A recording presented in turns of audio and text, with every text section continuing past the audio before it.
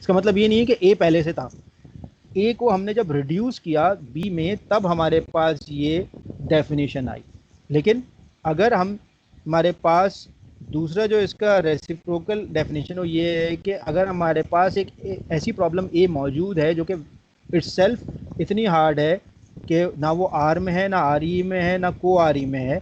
अब कोई ये सवाल पूछ सकता है कि भाई सर अगर यहाँ नहीं है तो कहाँ होगी? अगर यहाँ नहीं है तो फिर ये जो रेड वाला एरिया है यहाँ पर होगी। अगर इस डायग्राम को देखा जाए तो यहाँ पे कुआरी भी है, आर ई भी है, लेकिन इसके अलावा रेड एरिया अभी भी मौजूद है जो कि मैंने यहाँ पे किया था, व्हाट इज़ आउट हियर, ये वाला area what is out here. तो अगर यहाँ का कोई प्रॉब्लम उठता है जो कि ए है तो इशू क्या आएगा? वही इशू आ जाएगा कि भाई ये ना नॉट आर है, ना नॉट आ रही है, ना नॉट को आ रही है। तो फिर इसके लिए हम जब बी बनाएंगे ना तो वो भी एक हार्ड ही बनेगा, ना वो आर में होगा, ना आर ई में होगा, ना को आर ई में होगा। तो वो फिर डज नॉट बिलोंगिंग वाला थ्योरम यानी ये वाला थ्योरम आ जाएगा कि B is at least as hard as A. और यहाँ से थ्योरम क्या बन रहा है कि A is not harder than B, B की जो कम्प्लेक्सिटी है ए की वही कम्प्लेक्सिटी है। यहाँ पे क्या है कि बी की कम्प्लेक्सिटी जो है वो एटलीस्ट ए के बराबर है, उससे ज़्यादा भी हो सकती है। ठीक है, तो यहाँ तक ये चीज़ें क्लियर हो गई।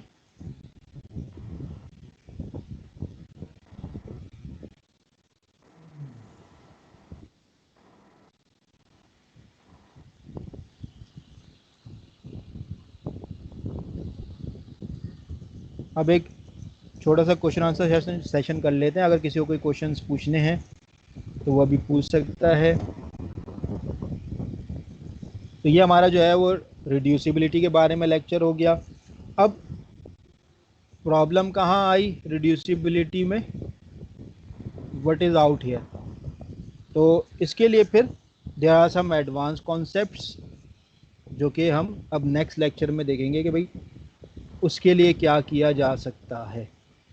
यहाँ तक तो सिर्फ हमने अभी रिड्यूसिबिलिटी को देखा है कि रिड्यूसिबिलिटी होती कैसे है, क्या करते हैं, कैसे करते हैं। अब एक एडवांस कॉन्सेप्ट वाली चीज़ देख लेंगे कि भाई what we can do for those problems as well. जैसे हमने डिसाइडर में देखा था कि जब हमारे पास प्रॉब्लम आ रही से बाहर चला जाता है तो हम क्या कर सकते हैं भाई, रिकॉग्नाइज़र बना सकते हैं। को रिकॉग्नाइज़र बना के फिर उसको रिकॉग्नाइज कर सकते हैं और उसका फिर रिकॉग्नाइज़र काम कैसे करता है वो फिर रिड्यूसिबिलिटी प्रॉब्लम में जब आते हैं तो उसका रिकॉग्नाइज़र भी बन सकता है, को रिकॉग्नाइज़र भी बन सकता है। अब क्या है, what will happen when we have any problem where there is still the limitations of computability, तो उसमें क्या किया जाए। ये डेफिनेशन अब तक एग्जिस्ट करती है कि भाई for every problem there is at least one Turing machine that can solve it. ये वही पुरानी डेफिनेशन जो कि थर्ड लेक्चर से चली आ रही है कि कोई भी प्रॉब्लम इतनी हार्ड नहीं है कि ट्यूरिंग मशीन उसको सॉल्व ना कर पाए। वन वे और the other a Turing machine will be able to solve any problem. जैसे हमने देखा कि अभी लास्ट लेक्चर में हमारे पास प्रॉब्लम ऐसी थी जो कि ट्यूरिंग मशीन नहीं कर पा रही थी, लेकिन जब हमने उसको रिड्यूसिबिलिटी के कॉन्सेप्ट से गुजारा तो अब हमारे पास नज़र आ रहा है कि हाँ भाई all these problems become solvable. अब इससे भी बाहर की प्रॉब्लम आएंगे, उसका मतलब ये है कि भाई वहाँ पे भी कोई ना कोई ट्यूरिंग मशीन आएगा जो कि कुछ ना कुछ कर सकता है। तो वो हम लोग फिर नेक्स्ट लेक्चर में देखेंगे तरीके से वो काम हो सकता है। ठीक है, तो ये हमारी यहाँ का आज का पूरे क्लास लेक्चर का कंक्लूजन है। Any questions? किसी ने कोई क्वेश्चंस पूछना है तो वो वन बाय वन पूछ सकता है कि सर यहाँ पे प्रॉब्लम है उसकी।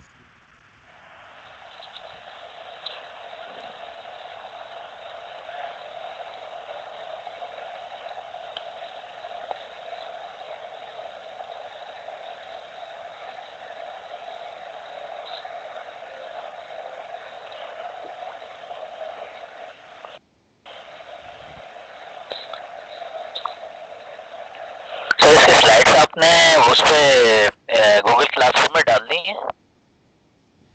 नहीं, स्लाइड में अभी डाल दूंगा गूगल क्लासरूम में। वीडियो लेक्चर जब डाउनलोड करके कामरान हर दफ़ा भेजता है ना, कामरान भेजेगा तो उसको वीडियो लेक्चर के साथ डाल दूंगा। स्लाइड्स में अभी देता हूँ।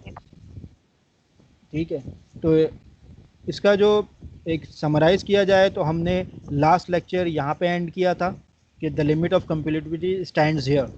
इस लेक्चर को यहाँ से शुरू किया कि लिमिट ऑफ कंप्यूटेबिलिटी इज़ दिस। फिर उसको फर्दर आर और को आर ई को स्टडी करते हुए हम यहाँ पहुँचे, और यहाँ पे हमने कहा कि भाई R belongs to R E and also co R E, तो उसको सॉल्व करके हम इस जगह पे पहुँचे, और इस जगह पे हमारे पास एक स्टैटिक आ गया व्हाट इज़ आउट हियर।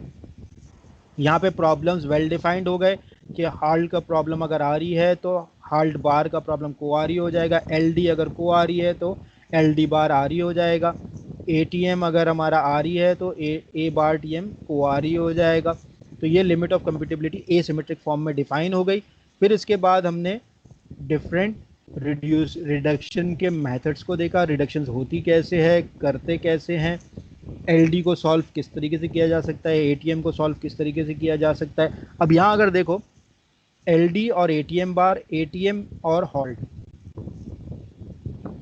यहाँ पे देखा जाए तो एलडी और एटीएम बार को आर ई के अंदर आ रहे हैं, एटीएम और हॉल्ट आर ई के अंदर आ रहे हैं। तो कंप्लेक्सिटी वाइज वही चीज़ है। अगर इस जगह देखा जाए तो अगर मैं बोलूँ कि भाई मैंने एल डी ए को ए बार